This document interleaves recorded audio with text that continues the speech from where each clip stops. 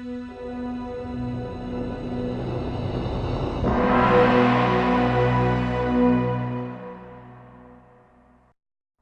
1983, Roberta Williams introduced the world to a new kind of adventure. Her King's Quest games became the all-time best-selling adventure game series on the planet. Now, Roberta has gathered a team of top software engineers and artists to take adventure to a level never before achieved. To be able to be inside the house and look out a window. It's like, okay, we'll place all these things. But you're inside the house now. It's too spread out. You know what I mean? Yeah, actually. I know what you mean. I came into that house or that windmill, and I wanted to go look in the window. It's really bad. I just got this real urge to do that.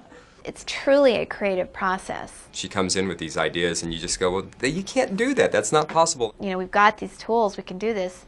Now, what do we do with it? We have hills, and we have valleys, and we have rivers, and your character can go and explore any of those. After we sit around and we really think about it for a while and work on it, sometimes we find ways that we really can do that. And I think it's very stimulating and very fun to do that, and you just have incredibly, in my opinion, interesting conversations. We got together and brainstormed ideas, and Roberta sat down with this big board and she mapped out the world and began to write down every little idea that we had.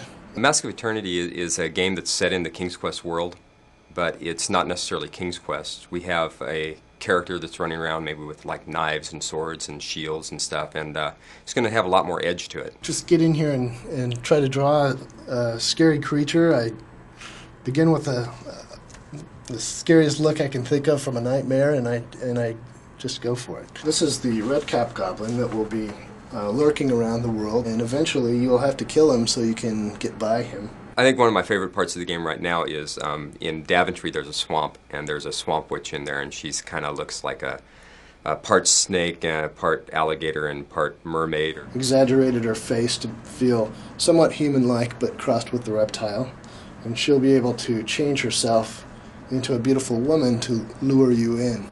I want to introduce you to the monkey. A monkey is an input device that we're using to animate our model characters for this game. The physical input device, or the monkey here, the character will move along with it, and we can set poses and keyframes with this.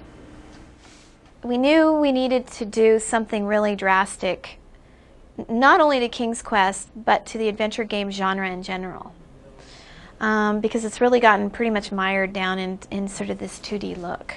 The difference between a 2D and a 3D game is in a 2D game, what you would have is basically just a flat picture. In a 3D game, what you're going to have is the experience of being able to come up, get close to the object, come around to the side, and take a look at the side of the object.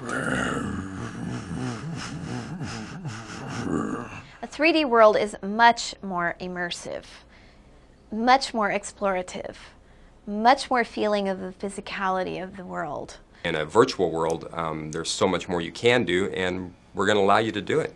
This isn't just another King's Quest. I mean, this game really is a step beyond any other adventure game, period. It really has been taken to a new level. The Mask of Eternity. Ah! This game is going to be more real than any other King's Quest has been in the past. I like this game.